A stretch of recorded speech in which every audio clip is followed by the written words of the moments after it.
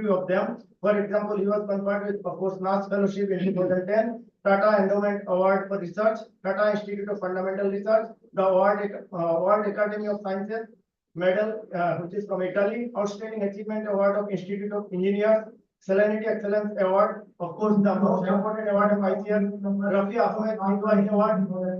Ahmed Kidwai Award, then Jawahar Ratna Award, and so many others.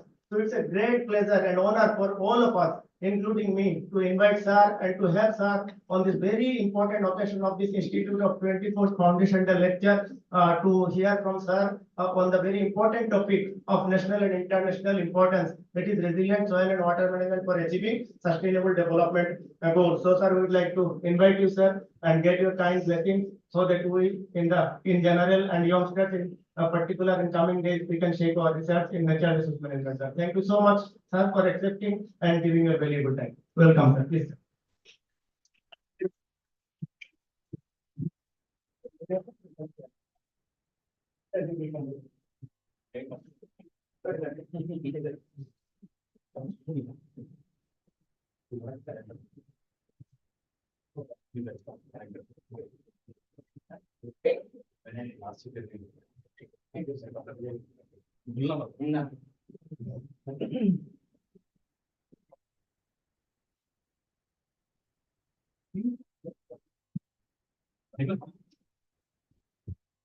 Namaste, good morning. Wishing you all a very, very happy 24th Foundation Day of this institute. All of you, including me, are feeling very proud on this occasion when Institute is completing 24 years. Dr. Anup Das, today's Director of ICAR Research Complex for Eastern Region. Also, we have Dr. J.S. Mishra in virtual mode, Director of Wheat Science Institute in Liverpool, and he has spent considerable time here. Dr. Arjumadatta Sayuri, the Director of Indian Institute of Water Management, Bhubaneswar. Dr. Krishna Gopal Vandak, who is traveling, of course, is coming here only, in that of Mutihari Institute, and my very, very good friend, Artha Vandu Sahu. It is a surprise that you are also present in online. We are not able to see you. Artha Vandu, it's great that you also joined. Thank you so much for joining. And our staff colleagues from KVK Buxar, KVK Ramgarh, and my scientist friends here, colleagues from HISA. Ladies and gentlemen, all the staff of ICAR Research Complex for Eastern Region, each one of us should celebrate this day in a befitting manner, for which we are very blessed and thankful that the Honorable Governor of Bihar agreed to come over here, and he will be gracing the occasion in a very big way. Before that, we are gathered here just to retrospect what has happened so far and what are the prospects, how to move forward, and what is the way forward. When we say resilient ecosystems, ecosystem boundaries and their limitations is very well known.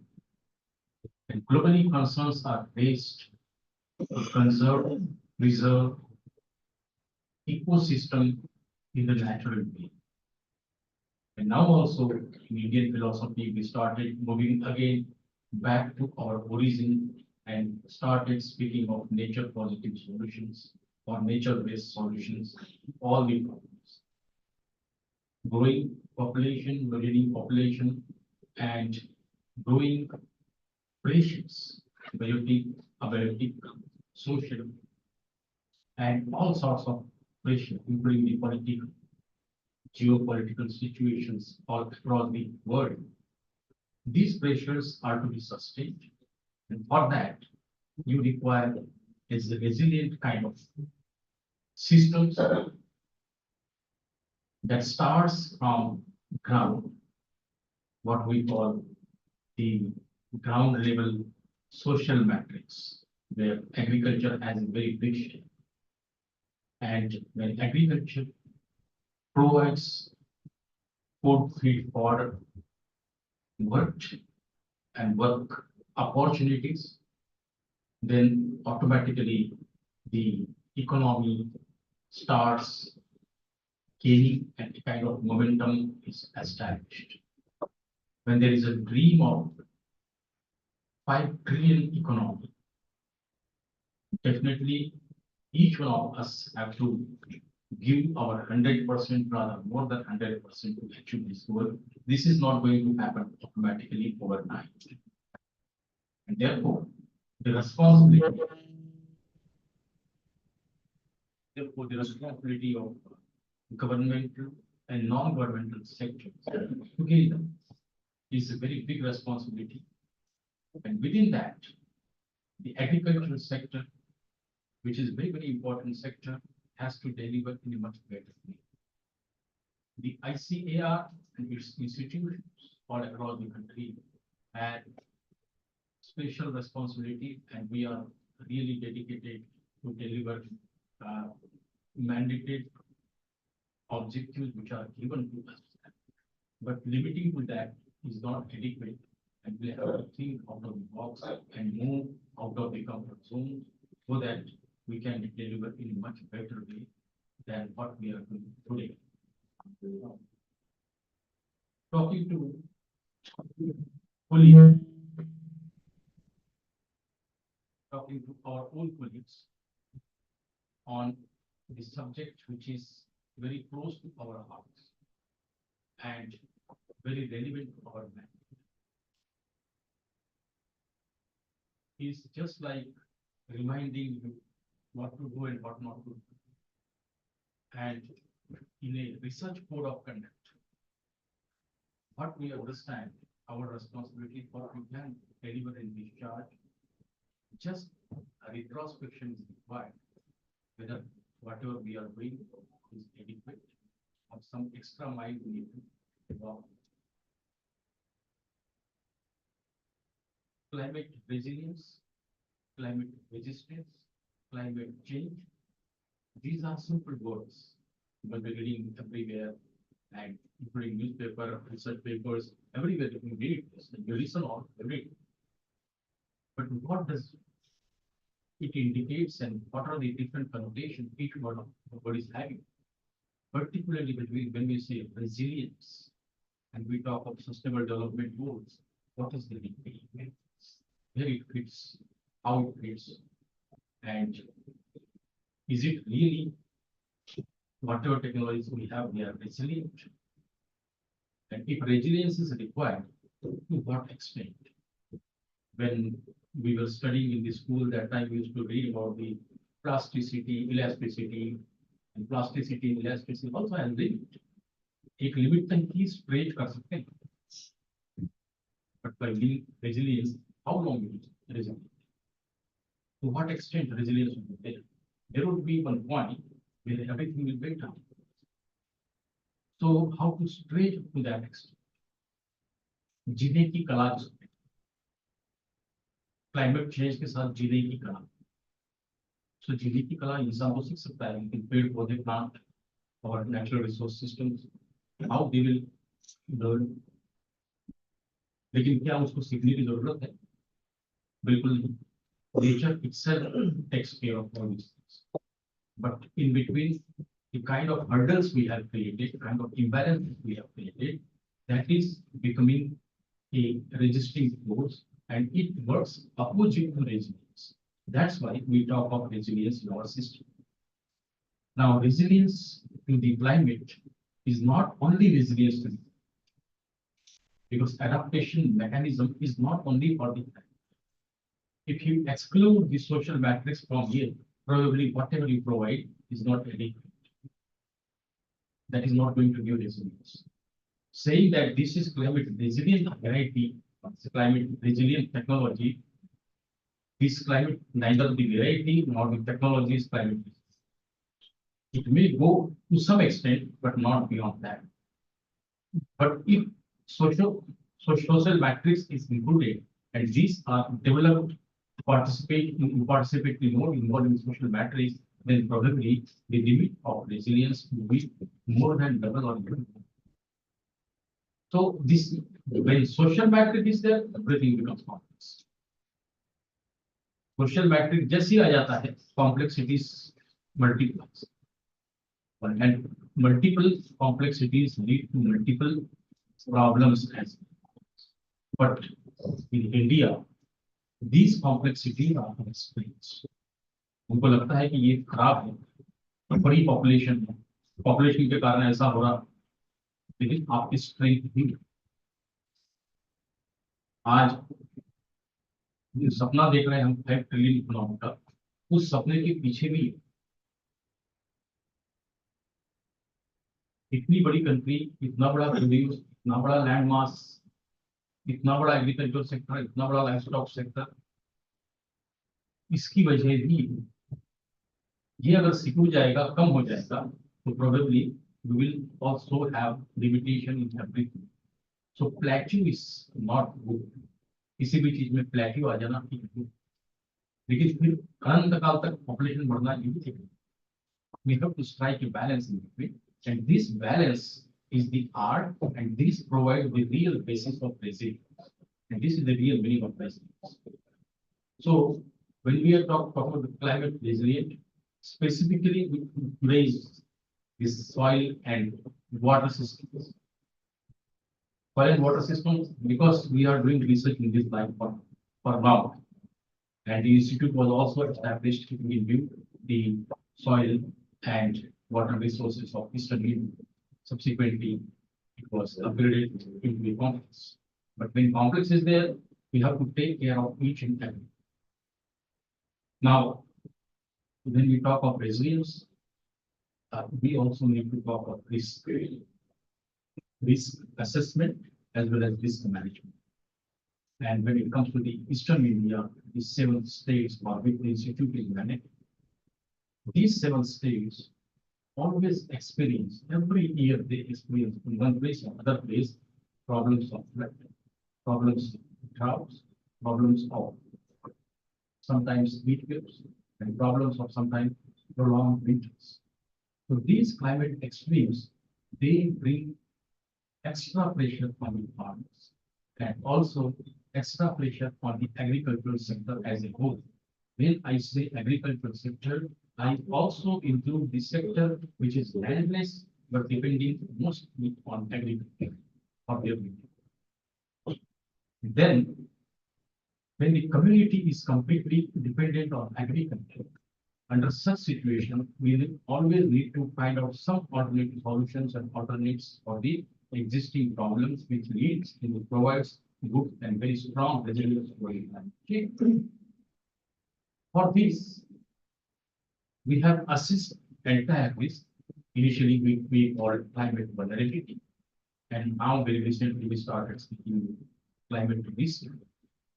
When we say risk, definitely we talk of the adaptation mechanisms, the hazards, the population which is getting affected because of climate change, because of weather extremes, and in the revised protocol of IPCC, Intergovernmental Panel on Climate Change, and also UNCCD and the latest COP meeting, all these scenarios are changed. RCP, those who are working in climate science, you know the RCP, these are the pathways, 4.5, 8.5, these are the pathways. When we analyze using these pathways, you have systematic. Then you have to speak about the climate change, its impact on agriculture, the mechanism which is available for adaptation, and the mechanism which provides co-benefits of mitigation of adaptation. It's not directly mitigation. I believe my scientist friends are able to understand what I'm thinking. Because in agriculture sector, probably we are not anything involved in mitigation. Everything what we are doing falls very well within the gambit of adaptation. All these are adaptation mechanisms. But our adaptation approaches are leading to less reduction of losses. So automatically we are talking of mitigation to some extent. Agriculture is not a factory. We are not emitting gases like factories. But again, if you see the total quantum generated by factories from agriculture sector, since the spray or very big landform, total emissions, if you collect together, may exceed sometimes some factors.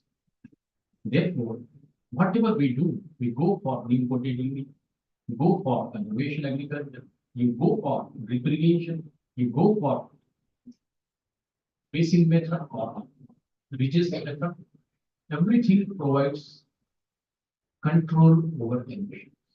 And this emission control make your system moving towards mitigation.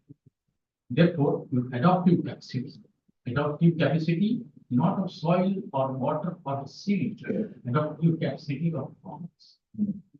Secondly, adaptation mechanism, which strategies we are developing in the name of technologies.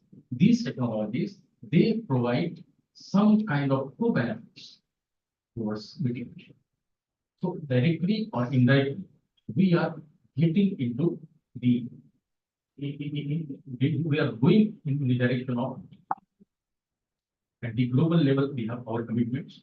Government of India has its commitments, whether land degradation neutrality, whether reduction of gases, or becoming neutral in reduction by 2070. All these are commitments. And India is one of the a few countries who are systematically following its commitment. And that's why India is being viewed as one of the very biggest power, not only in the economy, but also in the climate change adaptation process, mitigation process. Although this is not the platform to talk about industries, but certainly in agriculture, whatever commitments we did, ICR is fully committed in all the sectors, in livestock, in agriculture, horticulture, fisheries, in all these sectors, whatever commitment we are moving to that. If you see our vision documents, vision of ICR as a whole, or individual institutes vision of 2050, you will find each institute, whether Animal Science Institute, Fisheries Institute, or another institute, every institute has committed something, and accordingly we start moving. Also, the Foundation Day is a day which provides us an opportunity to retrospect whether we are following the same trajectory which our predecessors has written in the vision. Many of us were present at that time when first Vision 2020 document was prepared. After that, Vision 2030 came, and then finally Vision 2050. So many of us we are there. We were part of those documents when those were written, although we are very young, just one side in that. But now, in many institutes and another institute, I always go through the vision document and just trying to match the trajectory. Somewhere we are lacking, but in many cases, we never expected that trajectory will move in this direction. In many aspects, we are much ahead than what we have projected at that time, but trajectory is not same. What is that? But what is special about? The uniqueness is that all the institutes, whether they are following the trajectory path or not, they are moving ahead. And all the institutes, they are coming out with strategies and solutions for the problems which were not seen at that time. In 2050, many of my friends must be remembering that while preparing the document, we have created scenarios. One name of one topic was scenario. So scenario build-up was made. And for that, building that scenario, we have considered many databases, many data, and many information, many sources we refer. That time, internet was not in use for so extensively as we are inputting. But even then, referring to literature, we have given projection. We developed scenario, and accordingly, things are moving. Definitely, population is moving exactly in the same trajectory. And most of the document that time said that by 2050, India's population will be stagnant. And definitely, the rate by which changes are happening, hopefully, will leading to that. The requirement, food requirement of fishes, requirement of mutton and all, vegetarian, non-vegetarian requirements. Requirements are also going accordingly because population is going in a systematic way. Requirement is also going there.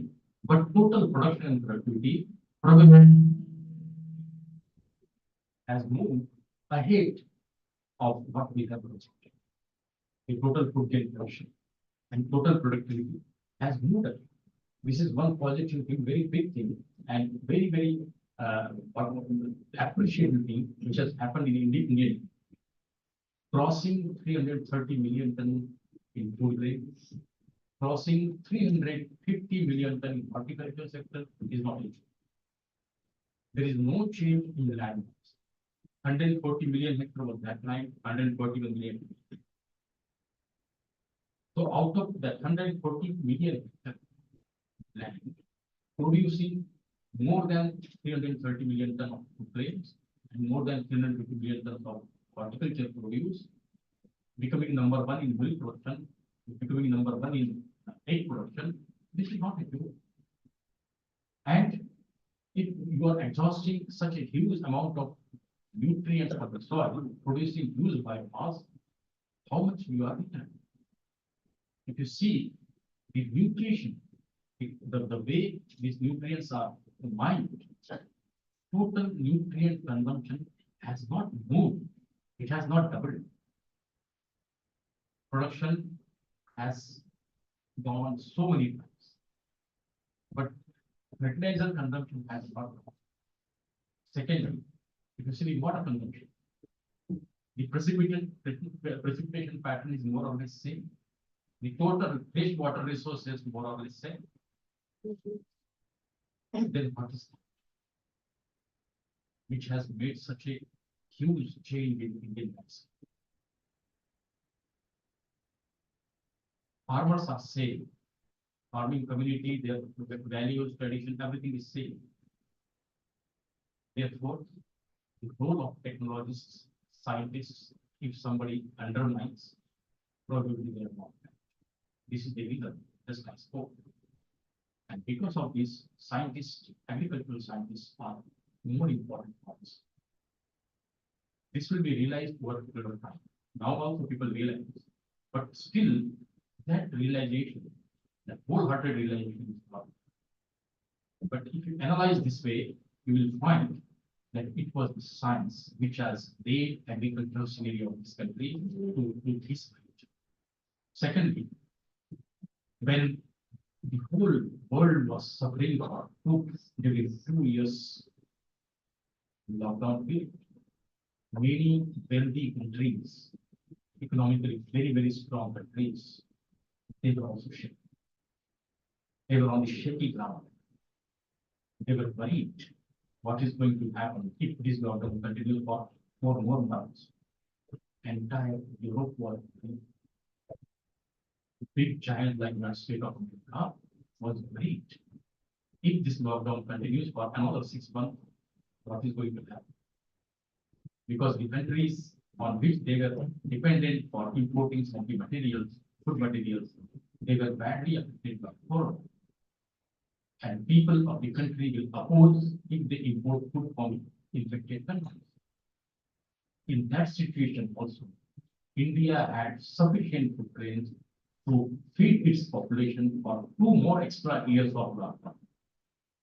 अगर 2 साल और भी होता, तब भी India के गोदाम में कितना माल था, ये सोचने की बात। आपने कभी किसी न्यूज़पेपर में ये देखा, किसी न्यूज़पेपर में इस चीज को हाईलाइट किया कि भारत की जो खाद्य सुरक्षा है, खाद्य व्यवस्था है, उसकी स्ट्रेंथ क्या है? तो इस ऐसी चीजों को अंडरमाइन करती है, बट उससे कुछ नहीं होता, उससे हमें कोई फर्क नहीं पड़ता, साइंटिस्ट को कोई फर्क नहीं पड़ता। साइंटिस्ट तो तब भी लॉकडाउन में भी काम करता था और किसान भी लॉकडाउन में काम। 2 ही लोग इस कंट्री में लॉकडाउन में काम कर रहे थे, आप ICAR का साइंटिस्ट, केवीके का SMS या किसान। जब पहला लॉकडाउन लगा था तो गेहूं काटने के लिए जाने नहीं दे रहे थे खेतों में, क्योंकि प्रॉब्लम थी, लोग इकट्ठा आएंगे, आप सब जानते हैं। इसके बावजूद भी किसानों ने जाकर के अपना काम किया। Labor was not available, machines were not available, custom hiring centers were closed, But our KVK people, they were so courageous. They kept their customizing centers open. They provided all services to farmers, irrespective of the vibrancy of the virus. तो ऐसी situation में हम आगे बढ़े, ऐसी चीजें system को नहीं पूरे सोसाइटी को रहते हैं. We are talking of resilience of water and soil, but these are for nature. Otherwise, this has provided great resilience in this society, and society is so diverse. I was telling what our population is our strength. एक बार mask उतर गया, सबने mask हटा दिया, तो फिर vaccine क्या है और नॉन वैक्सीन क्या है, किसी ने कुछ समझा? कुछ नहीं समझा. तो ये स्ट्रेन 140 करोड़ भारतीयों की strain that has provided herd immunity to the society, and that is why when 140 crore people they come together and they raise their voice, the whole world gets shocked. And this is how India is rising. So matchingly, we also have to take matching steps and move along with the country, understand country's sentiments, and understand country's priority. Now, is it mean that first time are we talking of climate, soil, and water? It's not that way. Our traditional systems, our natural systems were there. They were with us during the Vedic period, during the beginning of this centenary, or even during the British period, or even before that in ancient India. So in Vedic Sukta, so many things are told about precipitation, then food, feed, dependence of society on agriculture. So things are mentioned there. But very simple ideology when individual they were dependent on agriculture, when agriculture was systematized in this country roughly 2000 years back. That time, people were not aware of these extreme events also. They were aware. And that is why these things are already quoted in Vedic literature. And from Vedic literature, we started moving, we did a lot of experiments. It is the human tendency, nature of human being is that he keeps on experimenting so many things in society, in community, as well as day-to-day life. And this is how agriculture started moving, and agriculture has taken today's shape. In 60s, when fertilizers came, people were not ready to use fertilizers. Slowly they started using, and they used so much so that it has created complete imbalance in the soil. And this imbalance in the soil is really now becoming dangerous unless quickly it is restored from. And restoration will happen with nature positive solutions. If we say that only fertilizer or synthetic materials or synthetic chemicals are going to help us, it is not true. It is going to happen with nature positive solutions. When I say nature positive solution, do not get confused that I am talking of natural farming. I am talking in general the nature based or nature positive solutions where you go back to the natural system, but at the same time, you do not leave the conventional system. Because population is increasing, we have to feed population. We have to see that every individual in this country is properly fed. Not only that, we have to see nutrition as well. And for that, we have to keep our resource base intact, whether soil, water, or climate. All the resources need to be kept intact. That's why we have not started speaking of agroforestry, agroecology. We started speaking of integrated farming system where animal, crop, or animal and farm integration is happening. And that was the priority of this institute. This institute started delivering technology in that direction. All of you are very much aware of today's priority, what country requires, what country expects from us, One side, we are talking about food production. The other side, we are talking about nutritional security of food and nutrition. When you talk of food and nutrition, certainly biofortification kind of concepts are there. But so far, Eastern region is concerned, these 8 states are concerned, biofortification was never a problem because the middle IGP, lower IGP, or Eastern Plateau, all these regions, they were abundant in natural resources, soil resources were so rich, and now also they are rich, but still, if you continue mining and exhausting resources, the rate in which we are doing today, and no restoration happens, probably the day is not far away when we will also fall in the same line where other part of the world fall, the Punjab, Haryana, or Western Uttar Pradesh. So, over exhausting technologies or nutrient exhausting technology, water exhausting technology will be quickly damaging and deteriorating the natural resources. It's very easy. Fortunately, the central part of Bihar or eastern part of IGP or middle IGP or lower IGP and including the eastern plateau. If you see the total fertility, soil fertility is very high. Somehow, the consumption pattern of nutrients, consumption pattern of fertilizers is highly surprising. Earlier, we used to say that Punjab and Haryana consume most fertilizers. Slowly, Telangana and Andhra Pradesh has taken first and second position. Now, in consumption, Bihar has surpassed Andhra in that. This is a matter of great pride. It's a matter of great. When we talk of fertilizer consumption are all skewed towards nitrogen. If you see the Bihar figures are highly skewed towards nitrogen. The nitrogen consumption is happening in a great way in Bihar. And this is a matter of great worry. Unless the balance happens, NPK balance 4:2:1, although it's not a rule, but it should be very close to around 4:2:1, which is presently 10:6:1. This needs to be corrected. And this needs to be corrected quickly. Otherwise, keeping this ratio for 4-5 years will certainly paralyze the most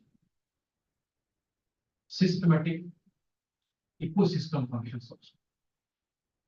And this will paralyze the resilience. And what we talk of sustainable development, probably this point is going to be a great thing. Therefore, scientists will have to see how best this kind of balance is restored quickly. Secondly, we have to give the farmers technologies which provide them better remuneration or they get better income out of that.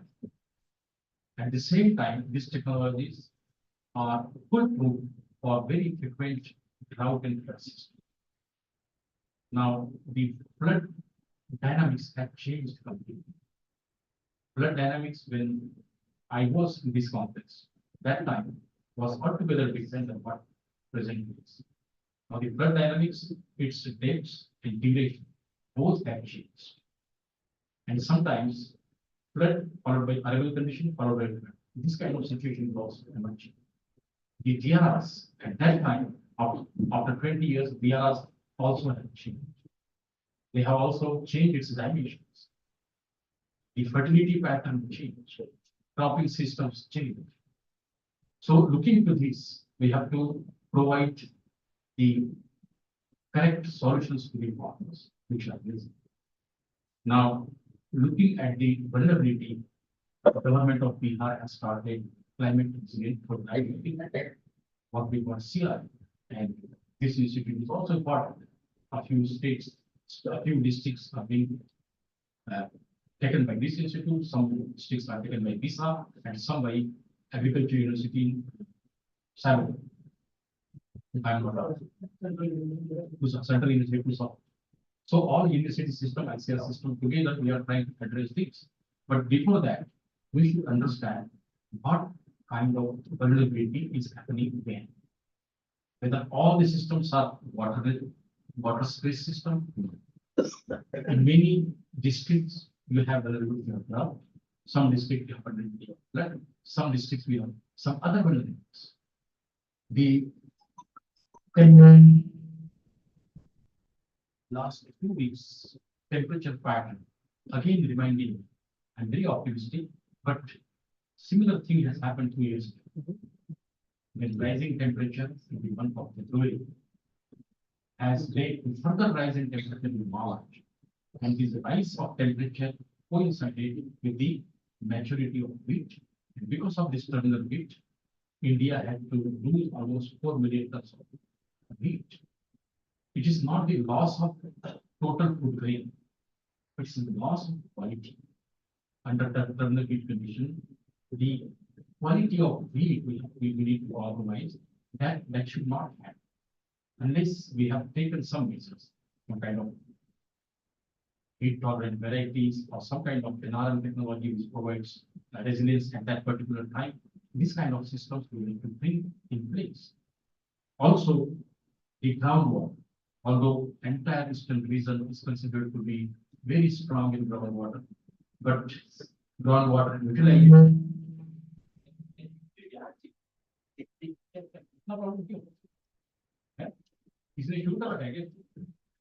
Anyway, the groundwater, the situation, what we understand, groundwater potential is there, no groundwater utilization. The other part of the country where groundwater potential is not there, but utilization has exceeded to great extent in Punjab and Haryana. So this kind of adverse situation and imbalance is present in this country. But whole eastern region, if you see, including Chhattisgarh, Odisha, Jharkhand, except Jharkhand, remaining part, including West Bengal and all, huge groundwater potential is there, but groundwater utilization is hardly 30 to 40%. There are so many reasons for it. I don't want to get into the reasons, but the fact is that groundwater utilization is poor, and that is why it is 11 million for farmer. The rice farrow, which is a major concern, time and again we speak about, but we have not achieved any very big markets. Now we are 330 or 350 million ton producer country. If you bring this 11 million hectare into cultivation, you can imagine where this level will go. With the proper utilization of this 11 million hectare itself, we may cross 400 million tons of food. The eastern region where we are sitting is a land for very good quality rabi pulses cultivation. But rabi pulses have been grown very limited, very limited. So there is a possibility to find out some alternative, some solution to these problems. We are struggling for last 20-25 years. When Dr. Samra was a DDG, since that time we started speaking of rabi famine. So many conferences, so many seminars, so many recommendations. On ground, nothing has happened. Bringing in liberation in Eastern India was a dedicated program of Government of India, but despite now despite of this, the total area under Rabi soil condition is very. So this Rabi fallow is also in animal sector, and although we have done very well, but still animal diseases, particularly in the last 1 decade, the kind of work that has happened in the country is wonderful. Like in human being improvement in the medical sector, the animal microbiology, animal medicine, or animal livestock production management, or every sector has shown very significant improvement. Ours is a research complex. We cannot address each and everything in deficit dimension, but we can certainly provide support to some people who are involved in this. Just adjacent to us, animal science university, we can have very close collaboration, and they can also cooperate with us so that jointly and together we can lead to wonderful situation in animal sector also. Fisheries, the minor crops, laser cards, and also exotic cards. Some kind of work we are doing, but whatever we are doing, it is just in piecemeal and small form. There are lot many things which can be done. So for animal sector and the fishery sector, doing ourselves is not the solution. But joining hands with other is a key factor, and we need to explore these opportunities to join hands with animal as well as fisheries sector. Third, most important point is agriculture, which is very important for this reason. And the world as 40% of this vegetable production comes from this eastern region. And we, our business station in Karachi, we did excellently, excellent, much far better than any horticulture business. So further, there is a need to intensify the good quality planting is a major concern. Almost all the regional committees, this one is come for discussion. So good quality planting material which are resilient to climatic changes and climate extremes is a need of the hour. We did wonderfully well in the past, but not all the germplasm that we have in the field, they are very resistant to biotic and abiotic stress.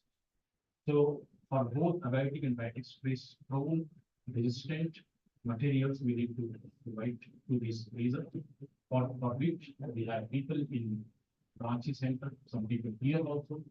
So together, this center, Ranchi center, as well as universities in Ranchi and USA and Saigo, definitely we can do a lot in this area. The mechanization is a major concern. Small land holdings, limitations with their land holdings, and lack of land consolidation makes this area very poor for mechanization. Our KVKs, they are having custom hiring centers, but if you really see the inventory, how many farmers they used, and how many small farmers, small and medium farmers, you will find it's very small. And this is the limitation of mechanization, either topography or small. These are two major limitations. So here in this case, topography is played, but small holding is a major concern. That's why mechanization is not happening. But still, there is a possibility of small, handy mechanical tools and also ergonomics. What we call reducing the drudgery on the terminal arm women who are working in fields with the very old kind of machines or very old kind of implements. So what can be done at the smallest level? That is also for the concern. Probably independently we will not be able to address this problem, but jointly in collaboration we have to find the way. So our last point is very important: spread and reaching to the farmers, giving them advice, giving them correct input at the time when they require. Our wins through SCSP and TSP, we are trying to do it. We have considered giving money in SCSP and TSP to this institute as well, because tribal population and scheduled caste population is very large. But reaching to them, for that we have two wings, KVK, WhatsApp and KVK. These two KVKs doing excellently well. With limited manpower, we are trying to do every possible thing, and we are reaching to the farmer. And our Patna is also located here. So we'll see how best we can reach to them. Again, the KVK will be strengthened in manpower accordingly. And also the institute will also be strengthened in technical manpower so that manpower doesn't be an issue. Lastly, the land which we have lost because of the expansion of the runway and all. So loss of this land, I say it's a great loss for this. So in the council at all level, I'm trying to convince the highest officers so that we get good quality land for research. And research should not stop. Sometimes other activities in ICR can hold for some time, but research should not fail. If we stop our research, then probably we will not be able to reach the goal which is decided for us. I'm proud of all of you, that all of you are putting all of efforts to achieve the goals which are made for this institute. Through this institute, Research Station Ranchi and through KDA, and scientists are also committed. Very good thing is average age of the scientists of the institute is also late. This is 24th foundation day, and average age will be very close to 35 or so. And 24 years किसी भी व्यक्ति के जीवन का अनमोल वो समय होता है जब वो सबसे सुंदर, सबसे ज्यादा ऊर्जा में। तो इस संस्थान को जब 24 साल हुए, तो ये 2.5 दशक की अवस्था में जैसा होना चाहिए उस तरह के रिफ्लेक्शन नीचे नहीं। संस्थान में जो भी काम किया जाए वो बिना कहे अपने आप हो जाए, इतनी ऊर्जा होती है। और आप सब ऊर्जावान बने रहे। आज का दिन बहुत ज्यादा खींचातानी करने का दिन नहीं है, बड़े बड़े टारगेट्स देने का दिन नहीं है। जो कुछ किया है उसको सेलिब्रेट करने का दिन है। लेकिन हर सेलिब्रेशन के साथ जैसे हमारे साथ भाषाएं चलती है, वैसा हमारा रिट्रोस्पेक्शन जारी रहना चाहिए। कल जो था, कल से सुंदर आज होना चाहिए, आज जो है आज से सुंदर आने वाला कल होना चाहिए। तभी जाके हमारा इम्प्रूवमेंट हो सकता है, संस्थान का इम्प्रूवमेंट। ये संस्थान हमारा अपना संस्थान है। हम चाहे वैज्ञानिक हो, टेक्नीशियन हो, ऑफिस में काम करने वाले लोग हो, टीचिंग स्टाफ हो, चाहे डेली पेड स्टाफ, ये सबका संस्थान है और सबका सहयोग और सबका हिस्सा बराबरी है। पदेन कोई डायरेक्टर हो सकता है, कोई डेली पेड हो सकता है, या कोई चपरासी हो सकता है, इससे फर्क नहीं पड़ता। फर्क पड़ेगा अगर आप लोगों में वो भाव आ जाएगा कि हमको ये काम नहीं करना, कि मेरे लोग काम नहीं, इस तरह का अगर भाव आता है तो फिर और कोई माफ नहीं कर सकता। आप अपने आप को माफ नहीं कर सकते। इसलिए keep working true to the spirit, best for this institution, best for the ICAR। My best wishes are with you, and once again wishing you all the very best and best compliments for 24th Foundation Day. Thank you so much.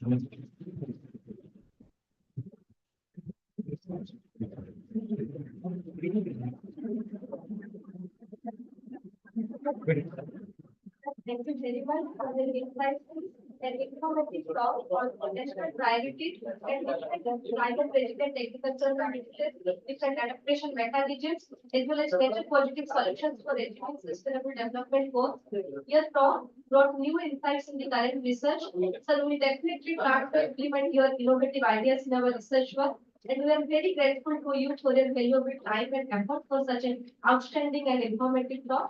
Now, I would like to request Dr. Sivani, Principal Scientist, Division and Net Project Management, ICAR-RCER, for deliver formal note of minutes.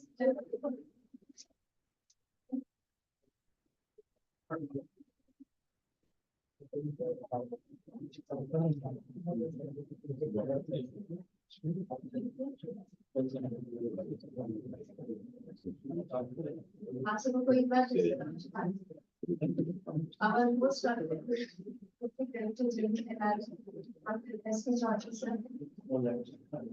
director of this institute of all directors who are presenting students here virtual board, our heads of division, my colleagues from Ranchi, Ramgarh, Baksar, and here, and my dear friends. It's my privilege to propose both of thanks in such an important occasion that it's 24th Foundation Day. Today, our DDG sir, he has delivered foundation with its first really marvelous foundation with and once again, I request all of you to let us give a big applause. Thank you so much, sir. So you have enlightened with your vast experience and deep knowledge about the problems and how we should do our things, how we have to be more and more contributed, that is 100% or more than that, to make this institute as well as our society developed. And sir, you have also told that we have technologies which are very exhaustive. We have to see those technologies and to make the balance. We have to give such technologies which are resilient and we have to reach our farmers so that they can know those technologies and we have to spread those technologies. The technologies are here. There are so many technologies, but our farmers, they are not knowing it. So our main work is to spread these technologies to our farmers. Thank you sir for giving such a nice lecture. और साथ में sir मैं एक और बात जो बहुत अच्छे ढंग से कही कि ये जो जलवायु परिवर्तन हो रहा है इसमें जीने की कला, ये जीने की कला जो है ये प्रकृति खुद ब खुद अपने आप को ढाल लेती है, लेकिन जरूरत है आज हम इंसानों को कि हम उस कला को और कला को सीखें, प्रकृति से सीखें और अपने आप को सुधारें ताकि ये जो नेचर है उसमें जो नेचुरल रिसोर्स अवेलेबल है ये रिस्टोर रहे for our future generation. So thank you so much. I'm thankful to our director sir because sir your set a guidance also good Vishara and I'm thankful to Dr. Jat. Sir, you are always a little. So program will be last minute, but very important next half an hour. So now program will start from the gate itself. So tree planting, अभी से decide हो बाद में. Thank you very much. Thank you so much.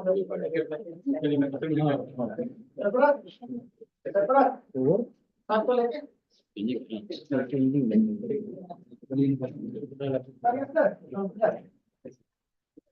Hello.